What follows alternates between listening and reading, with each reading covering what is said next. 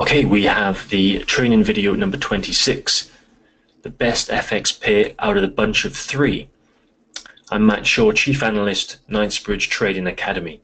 Now, I want to explain to you precisely how we come about picking a pair, because sometimes we can cross-correlate with two other pairs that are interlinked, and we come to our selection from there. Now, I'm just going to highlight, we're looking here at three pairs: pound-dollar, euro-pound, and euro-dollar. Now, I'm looking at euro-dollar. I've just gone short this on the demo. I've just gone short personally as well. I like this pair short. I think euro is the weakest and dollar is the strongest right now. I'm going to explain precisely why I've come to that conclusion. Now, let's look at pound-dollar. There's a pound-dollar chart here. I'm on a 15-minute, and we've crept up just before some wages data that came out at 9:30 UK time on October the 18th, 2017.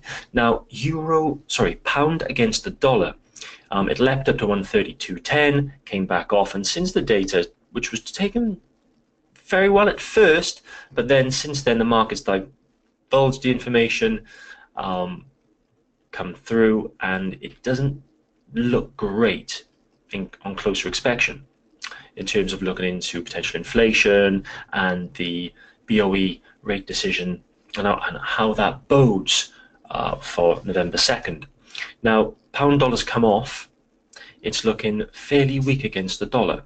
Not massively. I mean, since the data it's come out about 25 pips, 30 pips, nothing major. And it's actually now held here on its sort of previous low, going back one whole session, going back actually only about 18, 19 hours.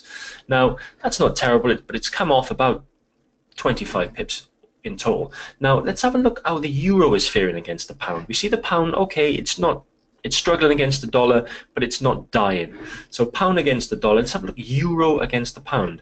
Now, euro against the pound, it's consolidating over the last 24 hours, but now it seems to have dipped off, really come off before the announcement, pipped up, and now it's coming off again.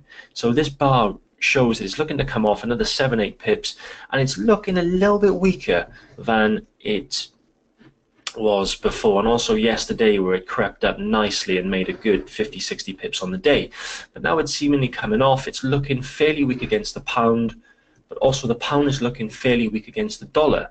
So if euro is now starting to come off against the pound, which it is here, now starting to come off, it also come off, let back up, and now it's starting to come off again. What does that say for euro against the dollar? If pound's struggling against the dollar, euro must be struggling a fair amount, which it is. Look at this. It's been stair-stepping down for the last few hours since very early this morning, 6-7 a.m., and now it's peeped back up on this nice support point here, which I've drawn a line. It goes back to a nice base, head and shoulders, back way further back on the chart. It sold off below here yesterday, immediately bounced back higher, and now tested it this morning, and eventually now it's broke. We had this candle up. It's a bit of a doji, isn't it? The huge shadow to the upside, very flat, closed pretty much where it opened on the candle, very indecisive to the upside. Sellers came back in, and now we're looking very, very weak. So that's how I've come to decide to trade this. About 15 minutes ago, I've already got in. As I said, I've got in by myself as well, and we're going to run this down and look to probably make, you know, a healthy little bit on this trade, maybe 50-60 pips. We could got room here to get down to previous lows earlier in the month, maybe down to the low 117s, maybe a little bit lower. So that's the potential fallout for this market.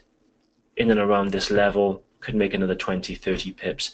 But I've purely got to that decision-making process and come to that conclusion purely because pound is fairly weak against the dollar, but not dying. It's not absolutely crashing. You know, it's not sold off 50, 60, 70, 100 pips. It's just come off 10, 15, 20 pips. It's looking weaker than it is stronger.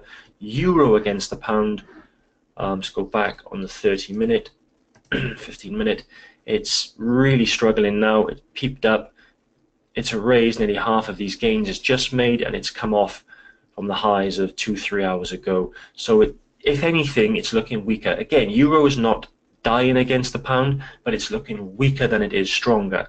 So if euro is looking weaker than it is stronger against the pound, and the pound is also looking weaker than it is stronger against the dollar, what does that say for the euro? The euro is absolutely going to die, and it doesn't seem to have made up all its loss just yet. There seems to be a lot more to come, and I think that's what we'll see shortly. And as I said, we've got quite a gap to fill. Let's see if we can fill this gap in and around this zone here and look for a few lower levels and much more losses to come later on today, possibly into tomorrow. We'll hold this position, raise stops, try and get a free trade out of this, and put stops in and around entry level that I'm going to do just now, and start to pick up the momentum below 117.30, 117.20. All right, and that's that. Thank you very much. On to the next one.